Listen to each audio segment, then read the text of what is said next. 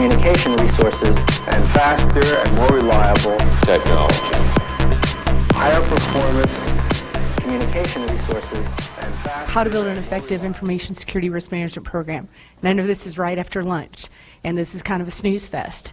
So, good thing I'm passionate about this. Somebody mentioned I have more letters after my name than in my name. Basically, all you need to know about those letters is that I'm qualified to give this presentation. Okay, so goals of an effective risk management program. And you'll hear me say the word effective a lot because there are a ton of risk management programs out there. But what good are they? If the people that need to implement controls don't know why they're implementing them, if you're not matching up with regulatory compliance, if you're not actually mitigating risk in your organization, it's not effective. So here are the goals. Also, I should get another caveat up front. I put a ton of information in my slides because I'm going to upload them and share them for you, okay? It's a lot to talk about in an hour. So don't worry about memorizing what I have on my slides. I'm going to make all those available. Let's just kind of have a conversation about risk management. But the goals of an effective risk management program, the first is to make sure that the right people in your organization are making informed decisions about risk. You see a lot that the wrong people are making them, or they're making uninformed decisions about risk, right? So this is the whole reason that that we have jobs in information security. Number two, efficiently analyze risk based on the data an information system creates, maintains, processes, or transmits. That is an effective risk management program strategy. Focus on the data itself, right? Prioritize risk assessment and risk management efforts. Comply with regulatory requirements. Notice I didn't put that first. An effective risk management program mitigates risk. Part of that is compliance. And define an organization's risk tolerance, right? So how do you know you're effectively managing risk if you don't even know what the risk tolerance is of your organization? And often as you're building a risk management program, you won't know until you start issuing risk assessments and getting feedback from your leadership. So what are we going to talk about today? We're going to talk about what are the elements of an effective risk management program. Here are the goals, but what do you have to do to get there? First thing you have to do is define what information security risk is. When people hear the word risk, they don't always know what you're talking about. You can mitigate risk in a lot of different ways in a lot of different areas. There's insurance liability, there's financial risk. We're talking about information security risk here. You need to set expectations with your leadership, and in two areas. What is your risk management program and what it is not, right? And where are you in the capability maturity model? You can't go from having zero risk management to having a premier risk management program in a year, right? You have to be able to say, this is where we are, this is where we'll be next year, this is where we'll be 3 years from now. You have to build relationships with key stakeholders. Not what information security people like to do, right? Get out of the basement, start talking to people. If you don't, there are serious ramifications to the success of your information security program, your risk management program. And you've got to talk to these people. You have to talk to Office of General Counsel, Human Resources, data stewards, other governance bodies, your peers, your manager, right? You need to be able to find the difference between a risk assessment and an audit. Leadership tends to not know the difference. They'll say everything's an audit. You're auditing this system, auditing that system. And it's really important to tell them what the difference is and what you're doing as an information security risk management professional as opposed to internal audit and external audit. Selecting an appropriate framework. You would think that's a very simple thing to do, and it's not. And you have to take into consideration what your regulatory requirements are and your organization's culture. You can't just say, well, we're just going to adopt ISO 27002 is our control framework, right? You have to be able to make sure it's meeting everything that you need. We're going to talk about inherent and residual risk. What is the difference? Why is it important? Why measure both? How does that contribute to an effective risk management program? So I'm going to go into detail on all of these. So first thing we're going to do is define risk. What is risk? Risk is likelihood of something bad occurring times the impact of that occurrence. it is not all impact. And I think sometimes as information security professionals, we hear about malware or a particular exploit, and we know if it gets in our environment, it's really damaging. But you have to ask yourself, how likely is it to happen? That's what is risk. Otherwise, you're just looking at impact, right? And so as professionals, we have to do both. You can communicate risk in two ways. Quantitative, so you can give them a score. You can say it's a 100, 1, 50, somewhere in there. Or you can give qualitative, and I find that the more effective programs actually do both. When you're talking to leadership, you give them a qualitative score. You say this is a high risk, this is a medium, or moderate, or low, right? But when you are talking to auditors, it's always good to have that quantified in some way so that you can say it's a medium, but it still ranks within here in a medium. Our medium at the University of Utah scores out quantitatively between 21 and 54 when we do our scoring, right? So sometimes an auditor will want to know exactly what the score is. What are threats, right? We break our threats out in a natural, facility, human adversarial, and human non-adversarial. We pulled this directly from NIST, okay? And breaking out human threats into adversarial versus non-adversarial gets people thinking about the non-adversarial vulnerabilities, threats and vulnerabilities you have in your environment, right? People make mistakes, and sometimes that can cause a breach or corruption of data. So you have to be prepared for both. A vulnerability is a weakness that could be used to endanger or cause harm to an asset. And so we break our vulnerabilities down into technical vulnerabilities, which is what people typically think about in information security, right? You've got weaknesses that are built into the design. It leaves the system open to assault or harm, but what we tend to forget about are the non-technical vulnerabilities that really expose us to risk. And those are effective or non-existent policies. I know Jack, Daniel, and then also the other gentleman that spoke on SDLC earlier talked about you have to document your decisions and communicate what the requirements are. And if you have ineffective or non-existent policies and you don't train people on them, even when your people want to do the right thing, they can pose a risk to your environment. They become a non-technical vulnerability. What are the impacts? Remember, risk is likelihood times impact. The impact to data, since we're talking about information security risk management, is there's an impact to confidentiality, integrity, availability, right? Those are the three pillars of information security. And really, the loss of confidentiality of data is unauthorized disclosure of information. It's sharing it outside of your environment or even within your environment to somebody who's not supposed to be seeing it. Integrity is when unauthorized modification or destruction of the information, the data is no longer accurate. You can't trust it. And availability, of course, is the system's not up and available for people who need it. The other impacts that you can consider are agility. And what I mean by agility is the ability for your organization to grow, acquire, innovate. Sometimes if you have information security risks in your environment, you can't do this. Reputation, there's reputational harm. If you are an information security service provider and you breach data, you're probably going to go out of business. So there's some things that you have to think about with impact, right? Again, I like to see an information system, an information security risk management program focus on the data. You need to establish a data classification methodology in your environment. Everybody needs to know what you're talking about when you say that there are different tiers of data. Here, I give an example: public, sensitive, restricted. In the environment at the University of Utah, restricted data is the data that we apply the most controls to. And that includes protected health information, PCI cardholder data, personally identifiable information. And instead of always focusing on the primary data type that your organization likes to manage, so University of Utah, we have a hospital, so people are always saying PHI. Well, that is a data type that fits into a classification, and we apply controls to a classification of data.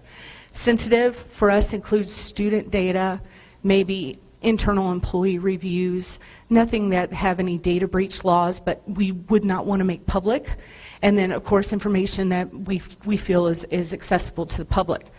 We want to assign handling rules for those data classification types. What are the access requirements? Do you need to have a non-disclosure agreement? Do you need to have a confidentiality agreement to get to it? What are the encryption requirements? So you need to establish the data classification methodology. You need to understand where does your data sit at rest and how does it flow within and outside of your organization. If you don't have a basic understanding of this, then you're not going to have an effective information security risk management program. Got to focus on the data, got to have it classified, write rules about it, and know where it is. So the next thing we're going to talk about is setting expectations. This is probably the hardest work that you'll do as an information security professional. Setting expectations and building relationships, right? So the first thing I always like to communicate to leadership as I'm building a risk management program is what we're talking about in the scope of the risk management program. And I'm giving you the example of what we set up front on the information security risk management program at the University of Utah. You can have your own elements in here, but it's very clear, you need to be very clear what the expectations are. So our risk management program is designed to communicate information security risk to key stakeholders in a way that's meaningful and repeatable, right? So we need to give them apples to apples comparisons to information systems. So we're going to assess them the same way in a repeatable process. And the results need to be meaningful to them so that they can take action. It needs to be focused on data and information systems. It's documentation and interview based. And I'll get into the difference between risk assessment and audit. But this is a big thing here. When you're conducting risk assessments, you can't always also be doing evidence collection and sampling, or you'll never get through the program. It's going to be aligned with regulatory requirements and industry-regarded best practice, and it's a living process that's flexible because there are always new threats and vulnerabilities every day. We can't keep up with them. So you can't have a static risk management program that you implement and 5 years later it's exactly the same. In the University of Utah, our risk management program currently is not an audit program, a vulnerability management program, which is a mistake a lot of organizations make. They scan for vulnerabilities, they remediate them, they patch them, they say they have a risk management program. Vulnerabilities are one piece of risk. It's not threat modeling. Although we may leverage groups that do threat modeling to help us give our leadership the information they need to make risk-based decisions, threat modeling in and of itself is not a risk management program. It's not asset management, although we will ask control questions about managing assets. It's not static, and it is not all-inclusive from the first phase. Remember, we're talking about setting expectations. And I see a lot of risk management programs fail because they get challenged right off the bat. Well, if we can't do all of this from day one, why bother? Well, because when you're managing risk, it doesn't have to be 100% perfect. 100% of the controls don't have to be in place. It's about risk management, and you don't have to incorporate everything right off the bat.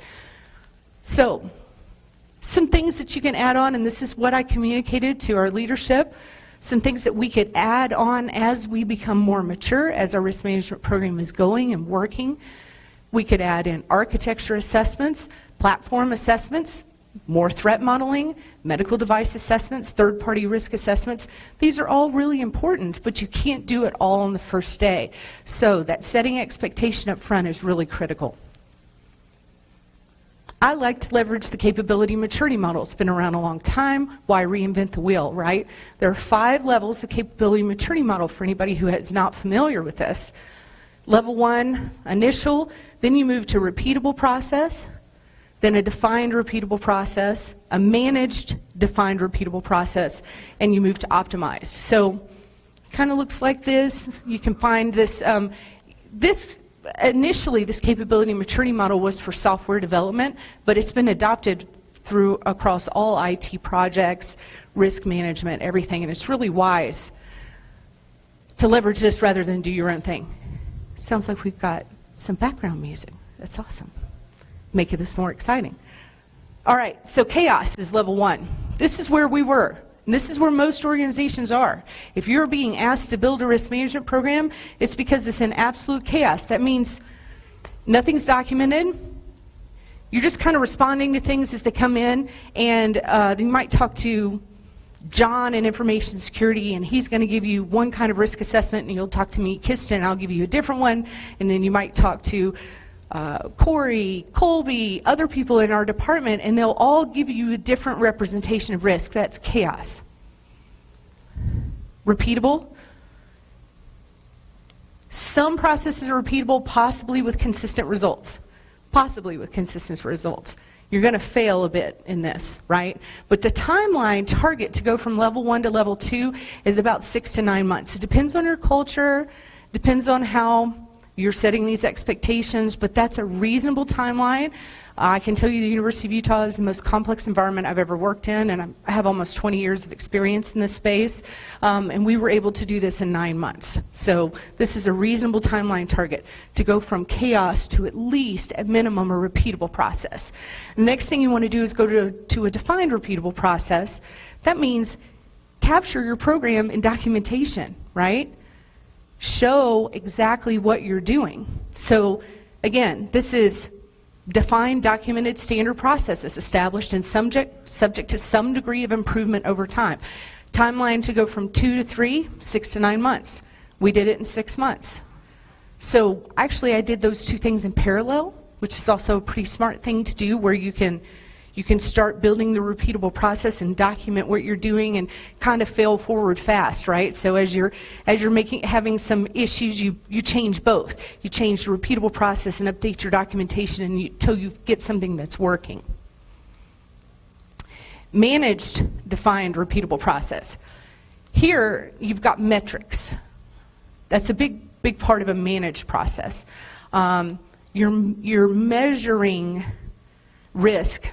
And you're measuring your progress in managing risk. Timeline target to go from 3 to 4, 12 to 18 months. We're going to hit about the 18-month target. And optimized. This is a target that's very, very, very difficult to hit. Okay, so you've got continually improving process performance, incrementally, innovative technology changes, common causes of process variation, so you're doing root cause analysis, things like that. But target to go from level 4 to 5 is 2 to 5 years, and actually it's ongoing. I see organizations pop from 5 back down to 4, right? They're optimized, and then they realize they've made some mistakes, so the risk tolerance has changed, so you have to go back to managed, and maybe even go back to updating your documentation, making changes. So this is a great kind of pie in the sky target. I think if you get to a level 4 maturity, you definitely have an effective risk management program in place. Relationship building. This is all of the schmoozing you have to do and your own PR about your program. And the reason this is so important is if you don't take the time to go in through the front door of your organization with your information security risk management program, it will be sabotaged. I've seen it, right? Office of General Counsel, they can sabotage you. They're also fantastic to work with. Why? They're the only people in the organization that know what do you have to comply with.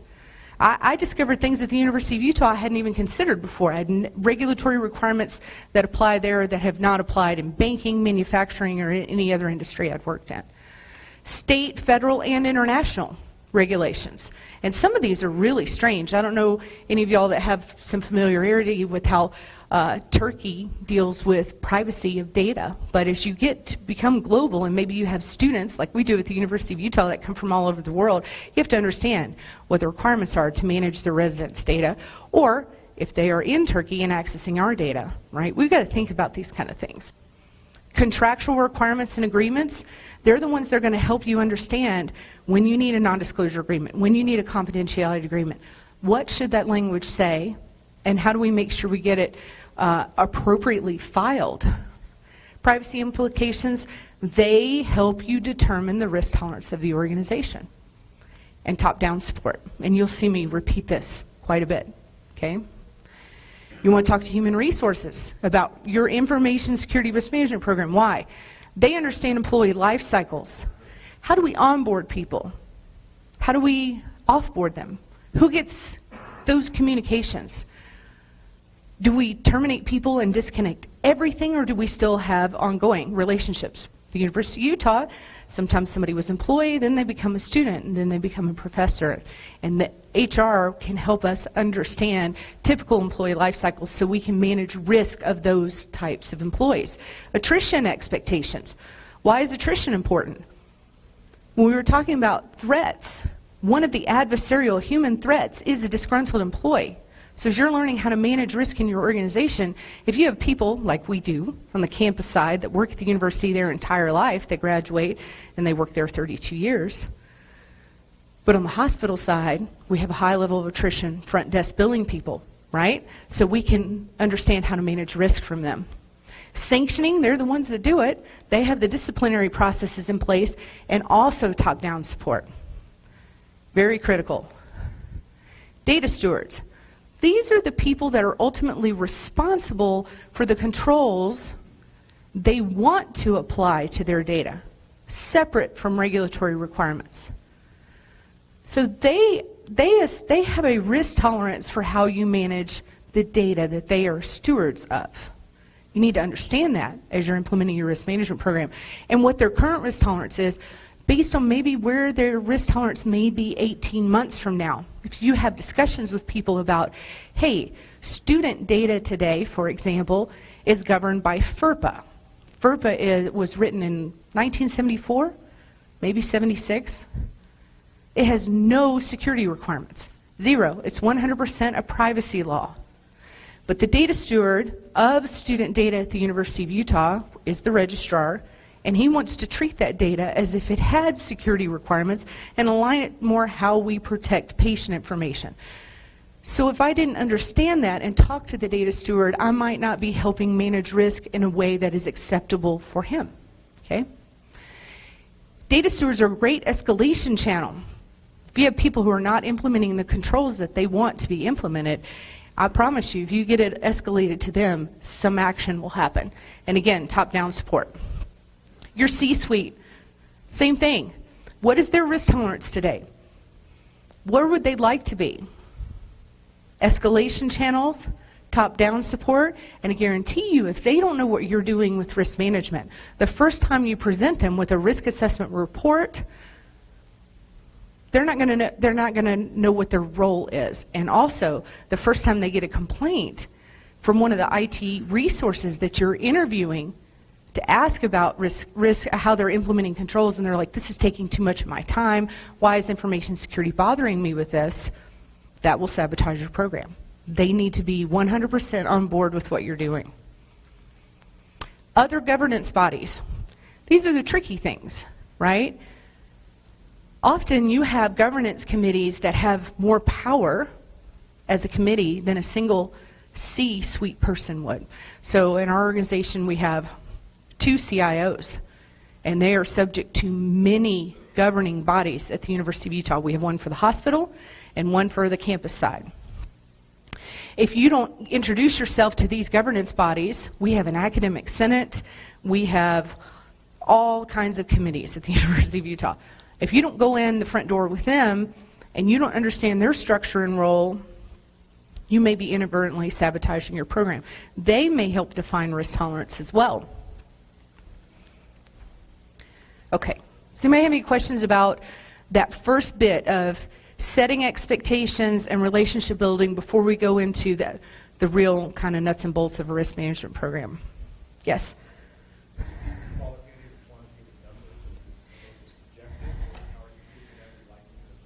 I will show you. That's a great question. That's what we're moving into. So first, risk assessment versus audit.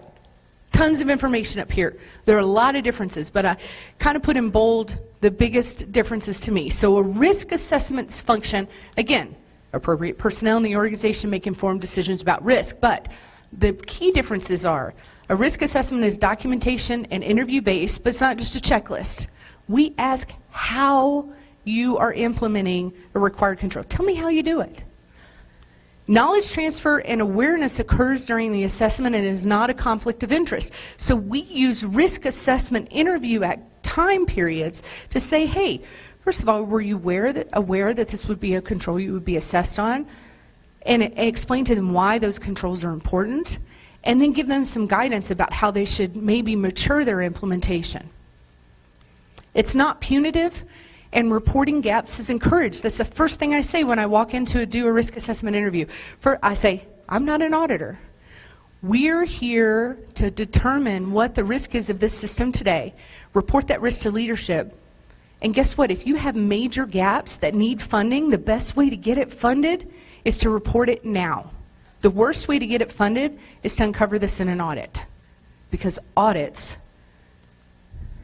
can be punitive. They can be punitive depending on the scope of the audit for both the employees as well as the organization as a whole. So we don't want that to happen. So we say, let's talk about the gaps. Let's expose them now before an external auditor comes in. Risk assessments, the audit is not cooperative, often not full disclosure. How many of y'all have been told, okay, the auditor's coming in, and I only want you to answer a yes or no question. Don't tell them how we're doing it. Say yes or no, right? Because you don't want them to go down a rabbit hole. But in the risk assessment process, we do go down the rabbit hole. So that's one big key difference. Any knowledge transfer can be considered a conflict of interest. You'll never see an external auditor coach somebody on how they should be maturing their implementation. And no scoring. The controls are either in place or they're not, and the evaluation is not risk-based. From an audit perspective, all controls are required, and from a risk assessment perspective, you want to have enough controls to lower the risk to an acceptable level, okay? Framework selection. How do you decide? First, you should start with your external regulatory drivers. HIPAA, PCI, state data privacy laws. If you deal with any federal grants, you need to be concerned with FSMA. If you're publicly traded, Sarbanes-Oxley, okay? These are some examples. There are many. When you look at, I'm going to show you some examples of what some of the external regulatory requirements say you should do in a risk assessment. So HIPAA has some guidance. These are the elements that they expect to be in place: scope, data collection, identify, document potential threats and vulnerabilities, assess your security measures. This is all best practice. PCI, they tell you what their requirements are. Okay. They even say some example of risk assessment methodologies they find to be acceptable. Then you take a look at industry regarded best practice. So first, external regulatory drivers. Second, take a look at industry regarded best practices.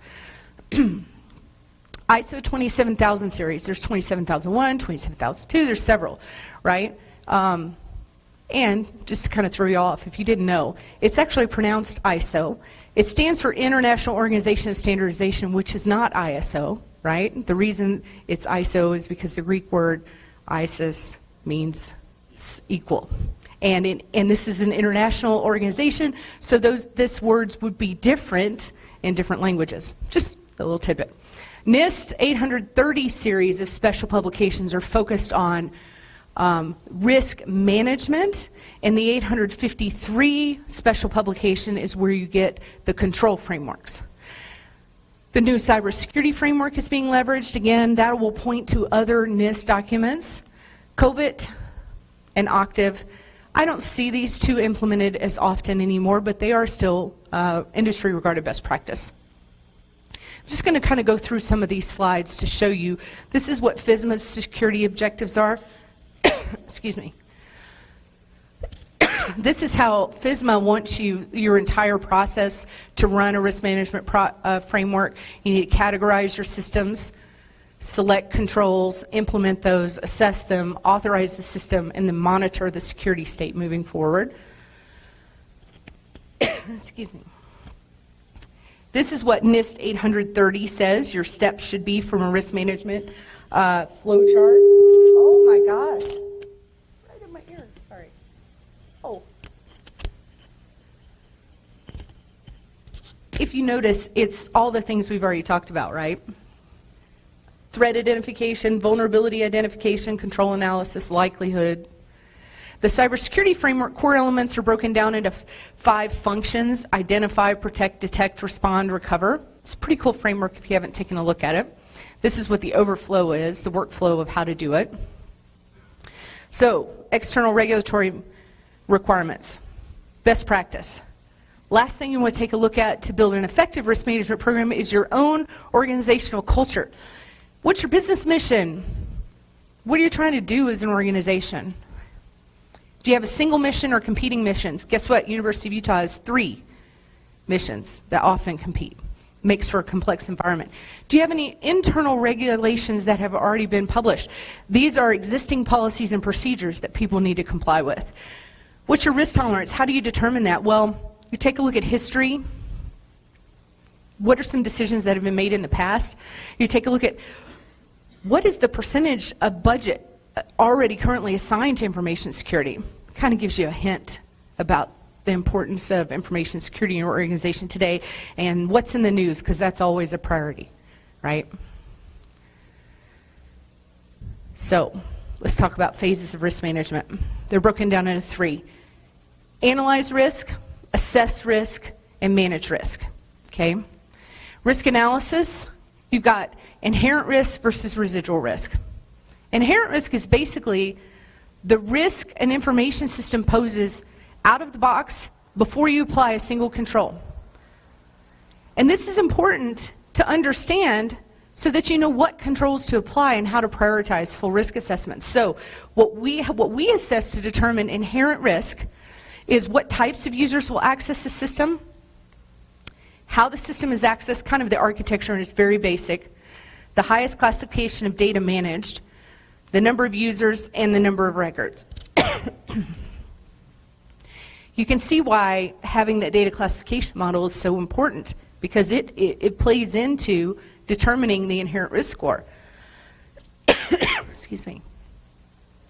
We use ranges for a lot of these. So number of users, we don't need to know the exact number of users. We have a range. So like a single department might be 1 to 25 users, and that gets assigned a particular weighted score, as opposed to the entire organization, which may be over 20,000 users, right? So we break them up into ranges to score these.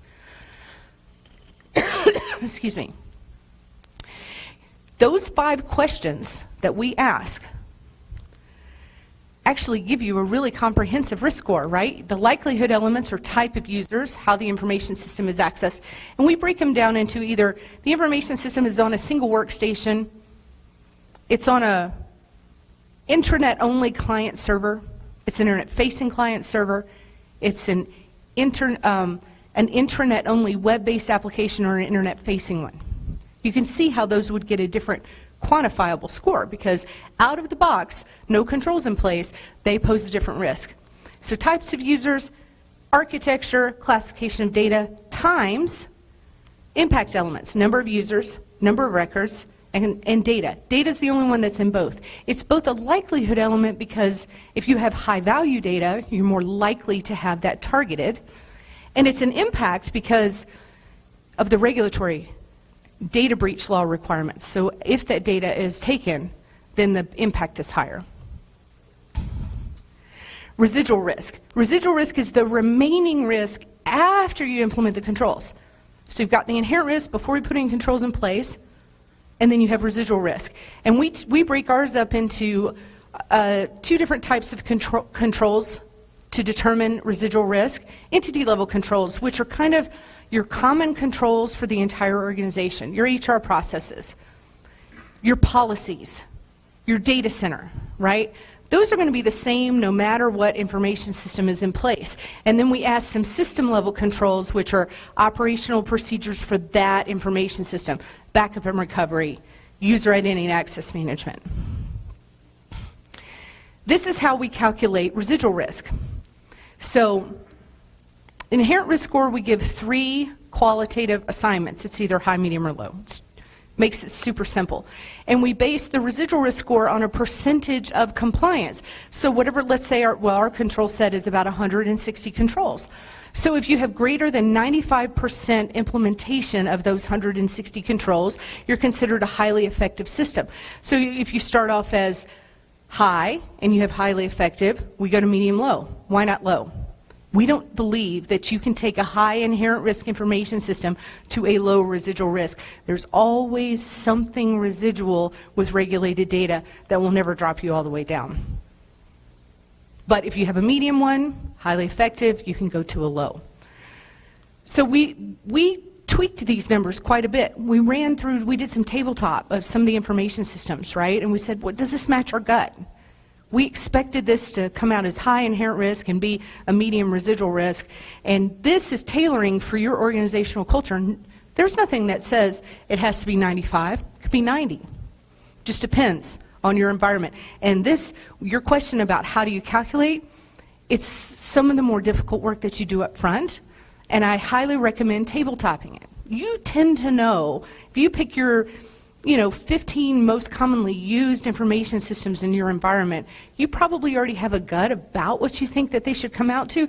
Run them through your algorithms, and if they don't match, adjust it. It's your information security risk management program, and you want it to work in your environment. So adjust these, then document it. Okay? Next, so does anybody have any questions between inherent and residual risk? I do like where you're talking about control effectiveness. Yes. I've seen risk assessment, and I've never seen it. Okay, good, awesome. All right, so let's talk about risk assessment. First of all, what's a security control? Right, we talk about controls all the time. Control is a countermeasure to minimize risks to physical property, systems, or assets. And we tend to break them down into three categories. You have administrative controls that you put in place. That's all your HR processes, policy. Physical controls, and technical controls.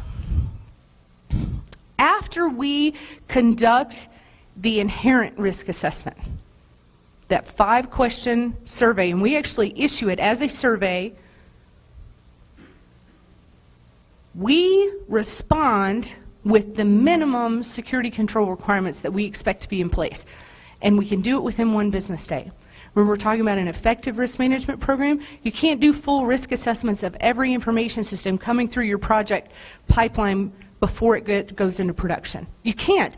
And if you're a developer, you can't wait on that because the business is saying we need the system out there, right? You want an effective risk management program. As an information security professional, you better be able to communicate risk quickly. And this is the way that we do it. We get the inherent risk survey, then we immediately respond with minimum security control requirements. They should be what are the mandatory baseline controls for all systems? For us, it's unique user IDs, that you must authenticate a user with a complex password before they access your data, that you need to log all user events and retain those logs. Right? What good is it? If you have a ton of other controls in place, if your users don't have unique IDs, they're not being authenticated properly, you're not logging what they're doing when they're in there, you fail. I don't care how strong your perimeter is, right? So that's what we include. Mandatory controls for all systems, a small subset of the full risk assessment controls. Our largest subset is 15 controls that we're communicating. They're tailored based on the data type, and they are only technical controls. When we communicate minimum security control requirements, we can't, administrative controls are too complex for that. So we say, you filled out the inherent risk survey, you told us it had 10,000 users. It has restricted data. It has the types of users or employees, vendor technical support, students, patients. You have over 1 million data records in this system, right? So we expect you to have, at a minimum, 15 technical controls in place before you can start moving to put this system into our production environment. Why bother? It's efficient, and it can be issued via email. It's a great immediate communication of requirements after the survey is complete, consistency, and we use it for awareness. Because a lot of IT administrators and implementers don't read policy, but they will read those minimum security control requirements. They'll respond to you, and they'll begin to know over time what our expectations are. So as they're developing new systems, they already know what the requirements will be. Full risk assessment prioritization. If you want an effective risk management program, and you have 3 people on your team, you cannot do full risk assessments on every system. You can't. So you want to prioritize these based on the inherent risk score. So what we prioritize is high inherent risk systems that contain cardholder data, protected health information, right? And what are the regulatory drivers? Once we get all the high inherent risk systems that have our most restricted data, then we can move to medium inherent risk systems that have our most restricted data. Then we can move to medium inherent risk systems that contain any data, right? So you want to make sure you're prioritizing your efforts. And what can happen is, if you haven't built the relationships with those key stakeholders and set the expectations up front, sometimes you get pressure to do full risk assessments on low inherent risk systems. And you can push back and go, it doesn't matter, they already started off low, and even if we ask them 160 questions and they've done none of them, they're still low. So let's focus on the highs.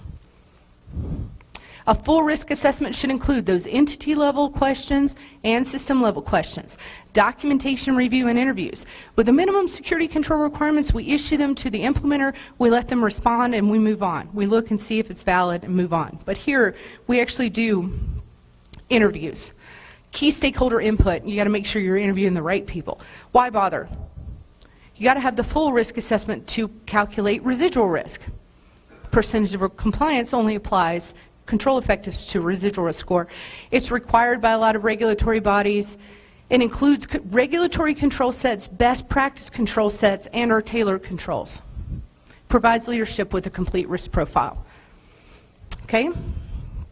Any questions about the types of risk assessments you can do? Minimum security control assessments and full risk assessments, okay? Both have a place. Risk assessment summary report, okay? This is really important. So as you're conducting a risk assessment, you may be collecting data in mass, right? You may have a spreadsheet or a database that you're keying in how implementers are implementing different controls. You don't want to give that to your leadership. It's too much information for them. You want to issue them a summary report that includes the inherent risk profile in layman's terms. You don't want to just say high. You want to say this system's inherent risk profile is high because it contains 10,000 users, 100,000 records, these types of records, right? You want them to understand why. You want to have the residual risk profile in business terminology. It started off high inherent risk. They have partially effective controls. So now it is a medium-high residual risk. What does that mean to you, leadership? It means that we may be out of compliance. We are open to data leakage. You know, you tell them what that score means and what elements impacted the score. Not every control that was failed, because sometimes you may have 6 controls that fail and they all have to do with incident response, or they all have to do with backup and recovery. You just tell them, we have an immature backup and recovery program, right? And the summary should contain signature blocks. They need to be signing off on this, and I don't care if it's a wet signature or electronic, but as they read through this, you're going to want them to sign off. Why bother? Again, informed decisions about risk and consistent communication. We need them over time to be able to look at 50 full risk assessments and understand, hey, every single one of our systems is failing in identity and access management. We're not disabling terminated employees quickly enough. So if they all have this in common, then they can apply their budget to an identity and access management program that will lower the risk of all the information systems across the entire organization, right?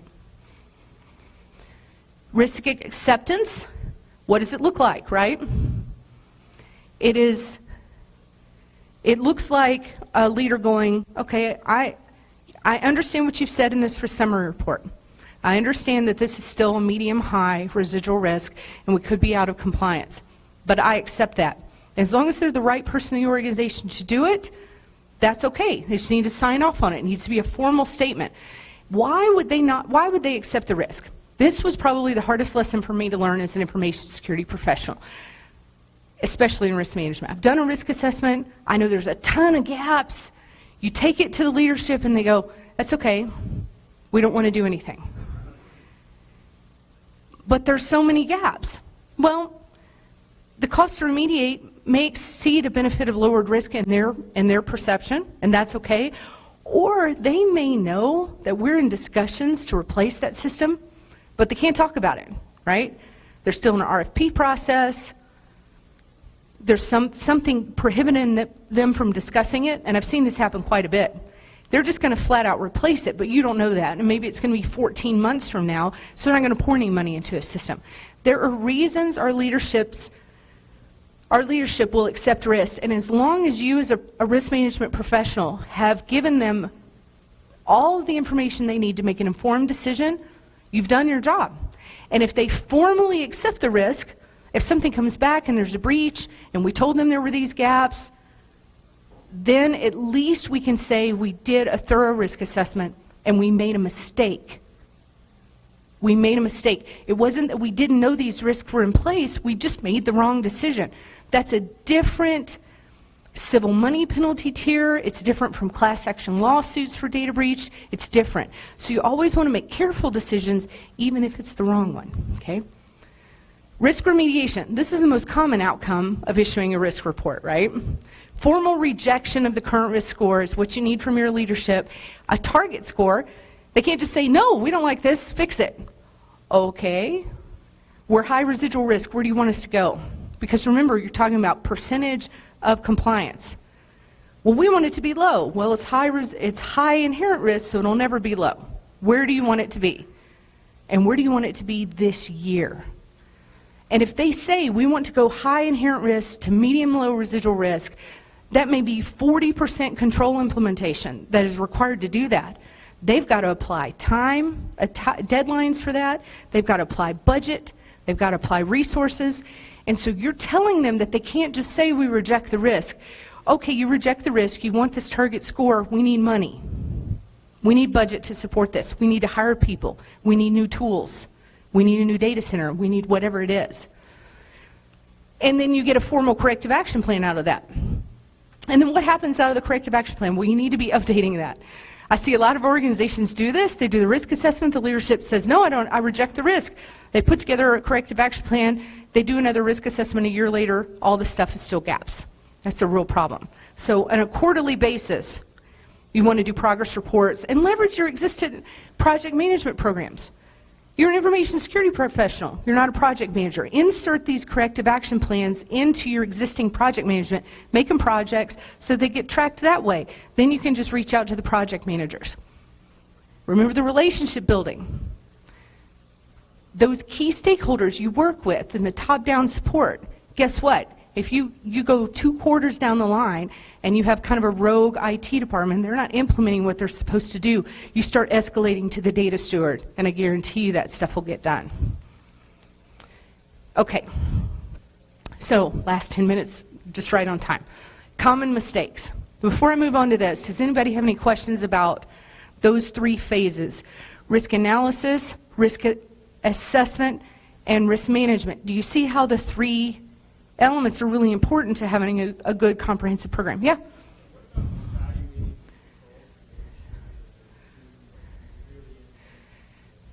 That we leverage our internal audit team to do that. So that would be sampling or evidence-based, right? As a risk management team, we don't have the resources to do that. And we're trying to build trust and talking about gaps. So we don't do evidence-based in our risk assessment, but what we do is we issue all of our risk assessments to our internal audit department, and they audit the yeses.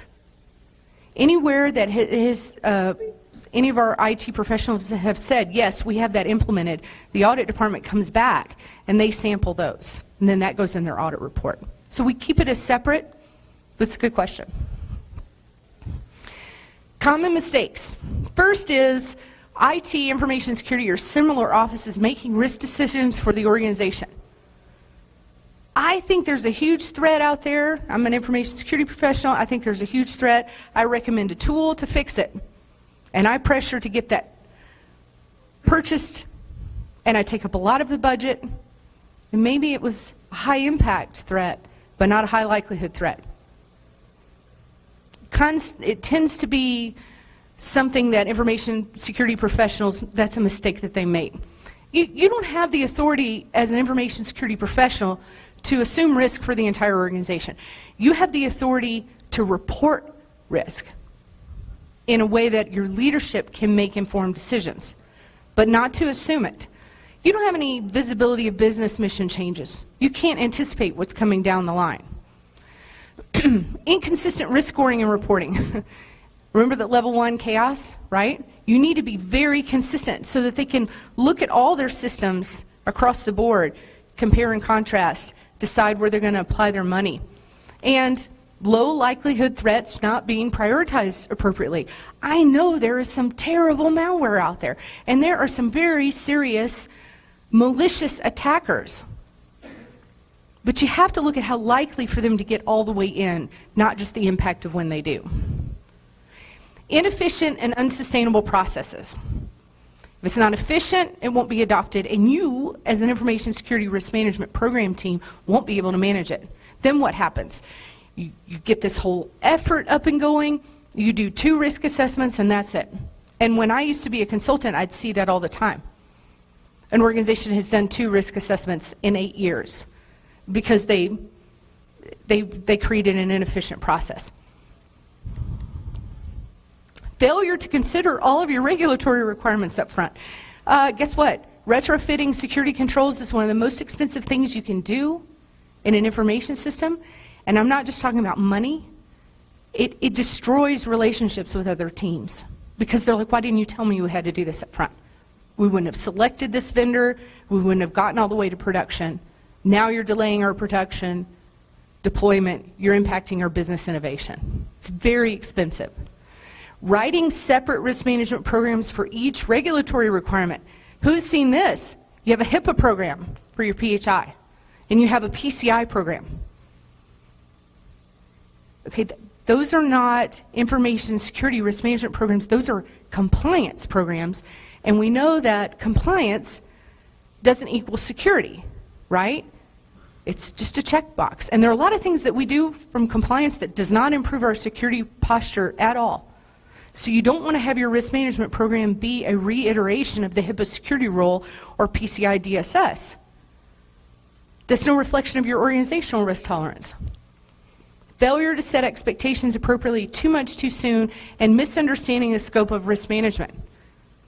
To your question, though, if you try to audit and risk assess at the same time, it's too much too soon. You won't get anything done. You won't get any momentum. And momentum is so important because we want to establish that risk tolerance. If you only get 2 risk assessments done in 8 years, your leaders aren't going to know. You need to be doing at least 1 full risk assessment a month. So that over time they can start taking a look at things, and over 2 years they've got 25 risk assessments. And they can see how corrective action plans have been implemented over time, and they see how the news, what's come in the news and what is new from regulatory requirements and decisions they made 2 years ago might not be the decisions they want to make today. The only way that they can do that is to actually see a collection of full risk assessments. Inadvertently excluding key stakeholders. Sabotage your program. That is the #1 thing they will do because somebody in there knows the president. I can guarantee you that. And the risk tolerance is unreliable. If you think you've established and you understand what the risk tolerance is and you've left 3 important key stakeholders out, you don't know the risk tolerance of the organization. So, does anybody have any questions about risk management or any scenarios that you've seen that you want to bring up? Yes? Yeah? COSO is more about, my understanding of COSO is, it's about how like the C-level suite, their operating standards, and COSO, I would not call that an information security risk management framework to leverage. COBIT it was created by ISACA, but it's more operationally focused, which is why I choose not to select it, but it's common. But COSO is more like that level of operation. Do you have a question? I was going to ask, do you have an opinion of the size of organizations that should tackle it to that extent? Is there too small of an organization with too few resources that try to make such a waste of time and effort? No, because I was one person doing this alone for a while at the organization the size of the University of Utah. Okay? But as we got momentum with the risk management program and they wanted more risk assessments done and more results, we brought on 3 more people. All of these elements should be done to have an effective risk management program, even if you only have one system that you assess, and your organization's 50 people. If you have the regulatory drivers to do it, then you should do all of these steps: inherent risk, residual risk, risk assessment summary reports, full interviews, documentation review. Maybe you pick a smaller full control set, and we try to keep ours very small. That's probably another common mistake, is to ask 800 questions in your full risk assessment, right? Who can take any action on that? It's too much. So we pared ours down to what was important to us. It's about 160 controls. But I do think you should run through the whole process. Yes?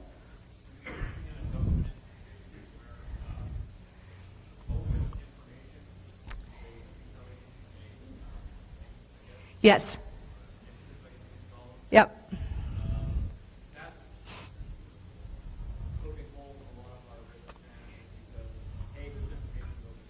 Yes.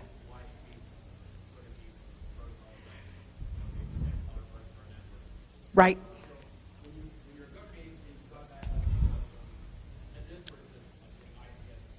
Right.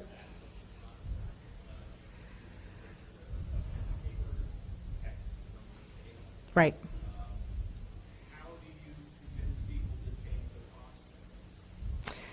That's a great question. So one of the things that we've done at the University of Utah, we're also a government institution. We're subject to GRAMA, which is the Government Records Access Management Act, I think is what it stands for. Utah's right to know is what it's known here, right? We got this pushback all the time. Well, all our employees' salaries are public. Why should they be considered sensitive in the data classification model? It's only public after the authorized GRAMA request has been made. Until it's ready to be public, you have to protect it until that happens. Another great example is publicly traded companies. When the SEC filings go in, all their financial data is public, right? Quarterly filings. Before then, though, they have to restrict it. So in your scenario, is there a situation where you protect it before it becomes public, or is it always just public? Yeah, that's right.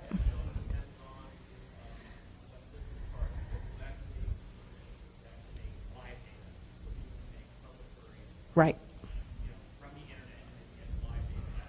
Right. Yeah.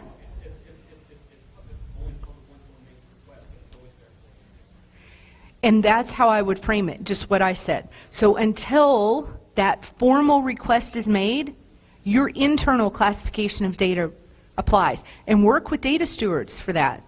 Who is the person in your organization accountable for that data, and find out their risk tolerance. And then once it's made public through a formalized request, it is an external classification of data. That's why that data classification model is so critical to risk management. Does that make sense? And we can talk after if you want some more clarification. Thank you for your attention after lunch. I didn't see anybody napping, so thank you.